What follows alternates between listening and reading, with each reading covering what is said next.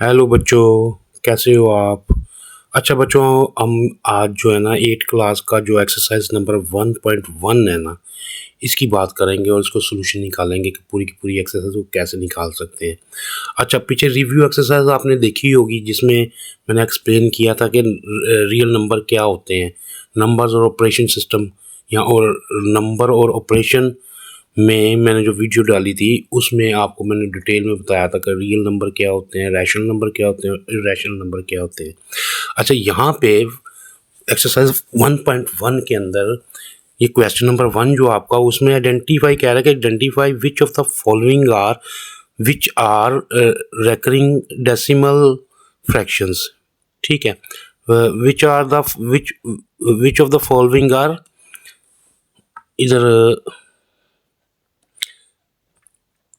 Terminating which are recurring decimal fractions.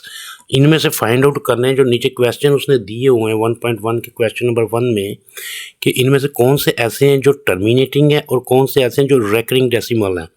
ठीक है, अब पिछली एक्सरसाइजेज में आपने ऑलरेडी सीख लिया था कि टर्मिनेटिंग क्या है और रैकरिंग क्या है। अब दोनों का मतलब यही है कि दोनों के आंसर जो वो होंगे तो डेसिमल के अंदर, लेकिन टर्मिनेटिंग और रैकरिंग में आपने थोड़ा अंतर है, जो फ़र्क है वो अंडरस्टैंड करना है कि टर्मिनेटर में जब टर्मिनेटिंग होंगे ना, जो फ्रैक्शंस टर्मिनेटिंग में होंगी तो वो उनके आंसर डेसिमल में आएंगे ज़रूर, लेकिन एक ख़ास लिमिट तक जाके 2 या 3 डिजिट के बाद वो जो है वो फर्दर डिवाइड होना बंद हो जाएंगे। लेकिन रैकरिंग वाले जो होंगे वो बंद नहीं होंगे, वो डिवाइड होते ही जाएंगे, उनका डिवाइड होने का सिलसिला का कभी ख़त्म नहीं होगा। जैसे मैं टर्मिनेटिंग की एक एग्जांपल दे देता हूँ यहाँ पे आपको। फर्दर 16/20 ये है तो फ्रैक्शन में ही है ना, ये रैशनल नंबर है क्योंकि फ्रैक्शन में है। अब देखो, सबसे पहला काम ये होता है कि हमने ऐसा देखना होता है कि ऐसा कोई नंबर है जो इन दोनों को डिवाइड कर सके, ऊपर वाले न्यूमिनेटर को और नीचे वाले डिनोमिनेटर को। ठीक है, अब देखो 2 8 आर 16, 2 10 आर 20, 2 4 आर 8, 2 5 आर 10। अब ये फर्दर जो है किसी एक नंबर के साथ डिवाइड नहीं हो सकते दोनों, इसलिए हम पहले इसको लिख देंगे 4/5। ठीक है, अब इसके बाद ऊपर वाला हमेशा न्यूमिनेटर जो होता है डिनोमिनेटर से डिवाइड होता है, तो 4 को हम जो है अंदर रखेंगे और जो डिनोमिनेटर होगा एज अ डिवाइजर उसको डिवाइड करेंगे। अब हमें ये भी पता है कि 4 जो है 5 से छोटा है तो इसको ऐसे डिवाइड नहीं कर सकता। हम यहाँ पे 0 पॉइंट लगाएंगे और इसको 0 देंगे और 5 8 ज़र ये कितने के साथ हो जाएगा, 5 8 ज़र 40। अब देखो आंसर तो अपना डेसिमल में आ गया, लेकिन एक डिजिट के बाद ये आगे फर्दर डिवाइड होना बंद हो गया, इसलिए कोई भी रिमाइंडर नहीं सो रहा, नीचे 0 आ गया। तो इसलिए हम इसको कहेंगे कि ये टर्मिनेटिंग है, टर्मिनेटिंग। ठीक है, टर्मिनेटिंग है, टर्मिनेटिंग है। ठीक है, समझ पाए हो बात को? ऐसा क्वेश्चन, ऐसी फ्रैक्शन जो डेसिमल में तो आंसर आएगा ही आएगा, लेकिन वो डेसिमल में ऐसे आए कि 1 या 2 डिजिट के बाद वो फर्दर डिवाइड होना बंद हो जाए, तो इससे हमें पता लग गया कि ये जो है ये टर्मिनेटिंग है। अब रैकरिंग का मतलब क्या है? रैकरिंग में भी तो डेसिमल में आंसर आते ही आते हैं, लेकिन रैकरिंग में फ़र्क ये होता है कि ये डिवाइड होते ही रहते हैं, ये बंद नहीं होते डिवाइड होना। जैसे फ़र्ज़ करो मैं एक वैल्यू लिखता हूँ 2/3, फ्रैक्शन में है, मतलब रैशनल नंबर है, फ्रैक्शन में है। अब देखना ये है कि टर्मिनेटिंग है या रेकरिंग है, कि ये फर्दर टर्मिनेट होता है, बंद होता है डिवाइड होना, या नहीं होता है, या होता ही रहता है। अब देखो 2 के साथ 3 को डिवाइड करो तो छोटा है, नंबर 2 छोटा है, पॉइंट लगाओ, 0 लगाओ, 3 से 6 आर 18, लो 2 बचेगा, फिर 0 लगाएंगे, 3 6 आर 18, फिर 2 बच जाएगा, फिर 0 लगाओगे, 3 6 आर 18, फिर 2 बच जाएगा, फिर 0 करो। यानी कि इसने अब ख़त्म नहीं होना है, आप जितनी दफ़ा डिवाइड करोगे इसको, ये 6 के साथ डिवाइड होता जाएगा, होता जाएगा, यानी कि इसने स्टॉप नहीं होना। तो अब मेरा ख़्याल है, उम्मीद है कि आपको इस चीज़ की समझ आ गई है कि टर्मिनेटिंग में और रैकरिंग में क्या फ़र्क है। टर्मिनेटिंग में तो एक लिमिट पे 2-3 डिजिट के बाद आके डिवाइड होना बंद हो जाता है, लेकिन रैकरिंग में ये डिवाइड होना बंद नहीं होता। और मुझे पूरी उम्मीद है कि अब आप लोग इस बात को समझ चुके हो। ठीक है, अब क्वेश्चंस की तरफ चलें। अच्छा बच्चों, ये मैंने क्वेश्चन लिखे हैं जो आपकी बुक में है। पहला क्वेश्चन है 4/6, ठीक है। अब इसमें से ढूंढना ये है कि ये टर्मिनेटिंग है, ये रेकरिंग डेसिमल है। तो सबसे पहले मैंने आप लोगों को बताया था कि ऐसा नंबर ढूंढो सबसे पहले नंबर पे जो दोनों को डिवाइड कर सके। तो देखो, ऊपर वाले न्यूमिनेटर को भी डिवाइड करता है, 2 2 ज़र 4 और 2 3 ज़र 6। अब सिंप्लीफाई किया तो हमारे पास आ गया 2/3। अब 2 को अंदर रखो और 3 के साथ डिवाइड करो तो 0 पॉइंट लगा के 20, 3 6 ज़र 18 और 2 बच गए। फिर 0 इधर आ जाएगा, 3 6 ज़र 18, ठीक है। तो इसका मतलब है कि हमारे पास ये आंसर आएगा 0.66। तो ये ख़त्म नहीं होना, तो इसका मतलब है कि ये रेकरिंग है। ठीक हो गया। अब इसको जितनी दफ़ा भी डिवाइड करते जाओगे ये होता ही जाएगा, होता ही जाएगा, होता ही जाएगा, ठीक है। अब इसकी बात कर लें तो 11/12, इसको अगर चेक करें तो ये कोई ऐसा नंबर नहीं है जो ऊपर न्यूमिनेटर और डिनोमिनेटर को भी डिवाइड कर सकता हो। तो हम क्या करेंगे, 11 को 12 के साथ डिवाइड करेंगे तो 11 क्योंकि छोटा है, हम यहाँ पे 0 पॉइंट लगाएंगे और इसको ये करेंगे। अब हम क्या करेंगे कि 12 1 10 ज़ार 120 होता है, 12 9 ज़ार कितना हो जाएगा, 9 2 ज़ार 18, 9 1 ज़ार 9 और 10 108। 9 के साथ हम करेंगे तो 108 और बच क्या जाएगा हमारे पास, इधर इसने कैरी दिया है इसको 2, फिर इसको 0 देंगे। अब 12 1 ज़ार 20, 12 1 ज़ार 12 और 12 2 ज़ार 24 होता है। तो 12 1 ज़ार 12 करेंगे हम, तो ये क्या है, फिर 1 इधर कैरी करेगा, ये 10 हो जाएगा और 10 में से 2 निकाले तो हमारे पास फिर 8 बच जाएगा, फिर ये 80 बन जाएगा। और फिर हम इसको जब मल्टीप्लाई करेंगे 7 से इस तरह 86, ये ज़्यादा हो जाएगा। 12 6 आर 72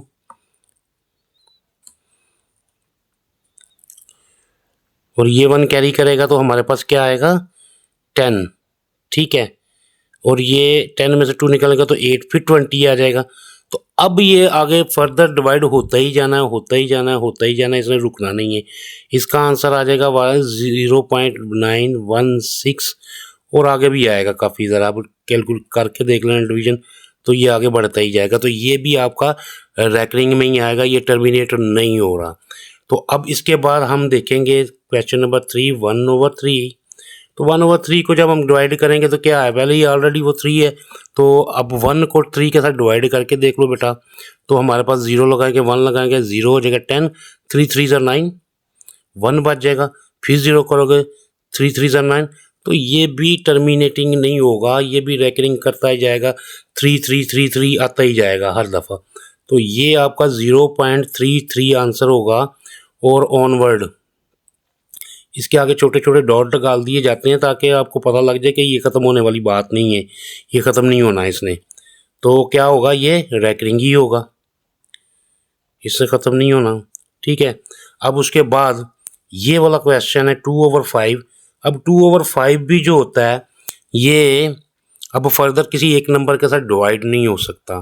तो डिवाइड नहीं होगा तो मतलब ये है कि 2 को हम अंदर रखेंगे और 5 के साथ डिवाइड करेंगे तो 0.5 कितनी दफ़ा इसको डिवाइड करेगा, 5 4 ज़ार 20। तो ये देखो पॉइंट के बाद ये आगे फर्दर डिवाइड होना बंद हो गया, तो इसका मतलब है ये टर्मिनेटिंग है, टर्मिनेट होना बंद हो गया है। आंसर आएगा टर्मिनेटिंग, है ना, ऐसा ही है। उम्मीद है कि आप लोगों को समझ आ रही होगी। अब ये नेक्स्ट क्वेश्चन है आपका 8/11। तो 8/11 को जब आप 8 के साथ डिवाइड करोगे तो 0 पॉइंट लगाओगे तो ये क्या हो जाएगा 80, 11 7 ज़ार 77, कितने बच जाएंगे आपके पास, 11 7 ज़ार 77, 1 कैरी करोगे तो आपके पास 3 बच जाएंगे, फिर 0 लगाओगे तो फिर ये 11 3 ज़ार करेंगे तो 33 बन जाएगा, तो 11 2 ज़ार करेंगे तो हमारे पास 22। अब ये हमारे पास क्या बचेगा, 8 बच जाएगा, फिर 0 लगाएंगे तो 11 7 ज़ार 77 और फिर हमारे पास 3 बच जाएंगे। तो इसका मतलब है कि ये 727272 ये सिलसिला कार ख़त्म नहीं होना। तो हमारा आंसर आ सकता है कि 0.727 सो ऑन, ये भी नहीं ख़त्म होना, ये भी आपका रैकरिंग ही होगा। ठीक है, अब उसके बाद आप कर लो ये 5/12 जो है। अब 5/12 भी किसी एक नंबर के साथ दोनों डिवाइड नहीं होते, तो हम क्या करेंगे, 5 को 12 के साथ डिवाइड करना शुरू करेंगे तो 0.5 आ जाएगा। और किसके साथ डिवाइड करेंगे, अगर 12 4 ज़ार 48 है तो 4 5 ज़ार 4 3 ज़ार 24, 12 4 ज़ार 48, 4 5 ज़ार 60। तो इसका मतलब ये 4 इससे ज़्यादा नहीं होगा, 48 पे रुक जाएगा। तो 2 बच जाएंगे, ये कैरी करेगा तो 2 बचेंगे।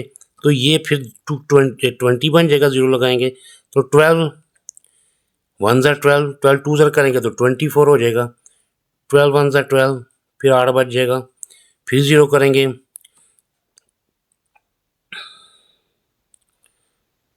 तो अब किसके साथ फर्दर होगा, 12 के साथ। फिर क्या बचेगा, 8, 1 कैरी करेगा और 10 में से, और ये फर्दर अब 6 6 6 6 चलता ही जाएगा। तो इसका मतलब है कि ये भी डिवाइड होने से बंद नहीं होना है इसने, टर्मिनेट नहीं होना है इसने, सो ऑन चलते ही जाना है। इसलिए बच्चों मैं आप लोगों को कहता हूँ कि आप लोग 8 क्लास में हो, आपको हमेशा you should have to learn the table. Table याद किए बगैर आपको मैथमेटिक बड़ा मुश्किल हो जाएगा, ख़ास तौर पे 8 क्लास के लिए। 9 क्लास में जाओगे तो चलो आप लोगों के लिए अपॉर्चुनिटी होगी कि आप कैलकुलेटर यूज़ कर सकते हो, ये सहूलत मिल जाएगी। लेकिन मैं आप लोगों को हमेशा यही रिकमेंड करूँगा बेटा कि आपको टेबल 9 तक तो आना ही चाहिए। वैसे भी ये मेंटल मैथमेटिक जो होता है आपका स्ट्रॉन्ग हो जाता है। तो अब चलते हैं 5/7 की तरफ। 5/7 जो आपका, इसको भी आप डिवाइड करके देख लो, ये किसी नंबर से डिवाइड नहीं होता। तो हम जब 5 को 7 के साथ करेंगे तो 0 लगा के, पॉइंट लगा के इसको करें, 7 7 ज़ार 49 आएगा, 1 बच जाएगा, फिर 0 होगा, फिर 1 लगाएंगे, 7 1 ज़ार 7, 3 बचेगा, फिर इसको 0 करेंगे, 7 4 ज़ार 28 हो जाएगा, फिर क्या होगा, 1 कैरी करके 2 बच जाएगा। फिर हम क्या करेंगे, 7 3 ज़ार 21 बनता है तो 7 2 ज़ार 28 है ना, 14 हो जाएगा। तो ये भी ख़त्म होने वाला नहीं है, ये भी ऑनवर्ड चलता ही रहेगा। तो 0.7142 ऑनवर्ड ये चलता ही रहेगा, तो रेकरिंग ही इसका आंसर हो जाएगा। अब उसके बाद हमारे पास जो है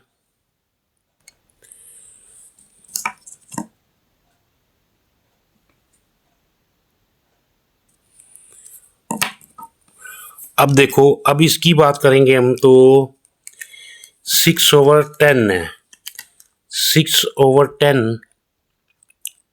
अब ये दोनों एक नंबर से डिवाइड होते हैं, 2 3 ज़ार 6, 2 5 ज़ार 10, तो हमारे पास आ जाएगा 3/5। अब 3 को 5 के साथ डिवाइड करो तो 0 लगाएंगे, पॉइंट लगाएंगे, 30 हो जाएगा, 5 6 ज़ार 30। तो इसने उसको पूरा पूरा डिवाइड कर दिया, तो इसका मतलब है आंसर आएगा हमारा 0.6 और ये होगा टर्मिनेटिंग। अब नेक्स्ट क्वेश्चन है ये 16/20। तो 16/20 के लिए भी 2 8 ज़ार 16, 2 10 ज़ार 20, 2 4 ज़ार 8, 2 5 ज़ार 10। अब ये फर्दर नहीं किसी नंबर के साथ हो सकता, तो 4/5 और आप 4 को 5 के साथ डिवाइड करो, 0 लगाओ, पॉइंट लगाओ, तो ये 40 हो गया, 5 8 ज़ार 40। ठीक है, अब हमारे पास आंसर इसका आएगा 0.8। ये क्या होगा, ये भी टर्मिनेटिंग होगा। अब यहाँ पे नेक्स्ट जो नंबर है वो है हमारे पास 9/10। अभी ये भी कोई किसी दो नंबर से नहीं डिवाइड हो रहा, दोनों नंबर ना, तो हम क्या करेंगे, इसको डिवाइड करेंगे, 9 10 ज़ार, ये 9 अंदर होगा, 10 के साथ डिवाइड करेंगे, 0 पॉइंट लगाएंगे और 0 करेंगे तो 10 9 ज़ार है ना, 10 9 ज़ार 90। ये आपके पास आ जाएगा आंसर 0.9। तो इसका मतलब ये भी टर्मिनेटिंग है, ये आगे फर्दर डिवाइड नहीं हो रहा। ठीक हो गया बच्चों, मैंने 10 क्वेश्चन आपको सोल्व कर दिए हैं यहाँ पे।